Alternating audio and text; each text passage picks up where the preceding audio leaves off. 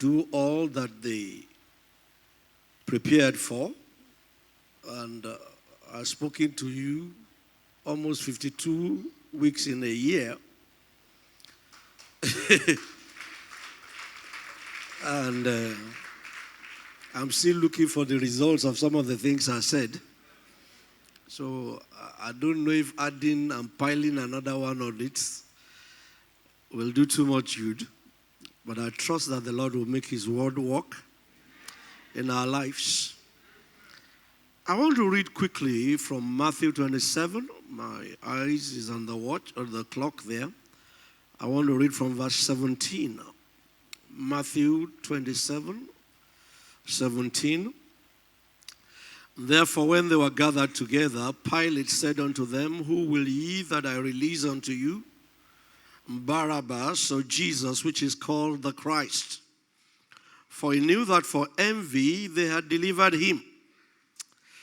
Verse 19, when he was set down on the judgment seat, his wife sent unto him, saying, Have nothing to do with that just man, for I've suffered many things this day in a dream because of him. But the chief priests and the elders persuaded the multitude that they should ask Barabbas, ask for Barabbas, and destroy Jesus. The governor answered and said unto him, Whither of the twain will ye that I release unto you? They said, Barabbas.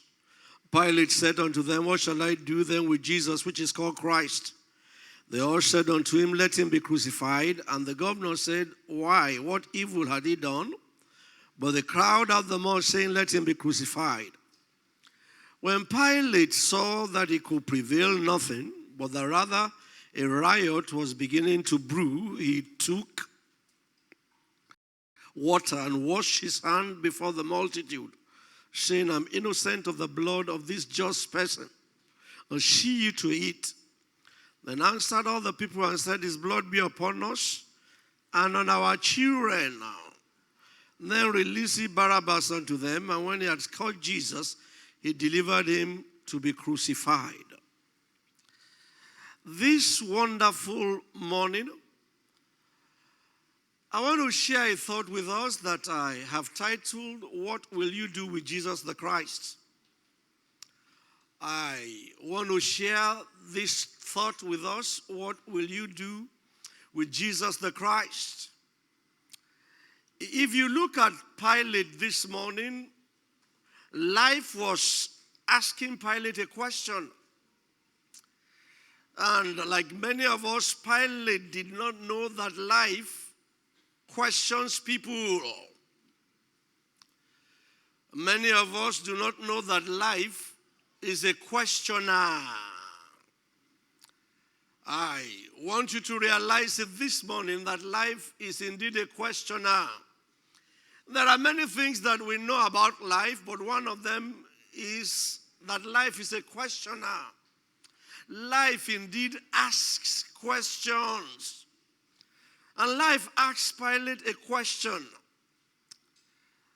If you are spiritually active, God will sometimes make you hear the voice of life. And many times in a crisis, life has asked me, what will you do? Not Satan, life itself. When I reached the age of 40, I did my birthday and I woke up one morning and I stood before the mirror. It wasn't Satan that spoke, it was life. Life said, you are getting old, you are 40, what will you do? And may God make you have answers when life is asking you a question. Let me say this morning some of the questions that life will have asked some of us. We hear it, but we do not have an answer. I perceive this carol morning, God is going to give you an answer. One of the questions that life will ask you is, why are you here? How many of you have had that question before from life? Many will live the whole of their life without not having an answer to that question. Why are you here? Life asks that question.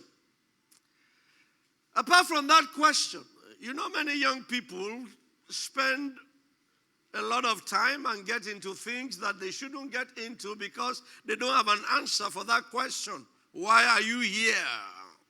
May God open up our eyes, our spiritual eyes, and make us know the answer to that question. The second question that I believe life has asked many of us is, from who are you from? Many don't know who they are from. I hear it at burial. They say this: we are from him, and unto him shall we return. I guess it's at the point of burial that some people know who they are from.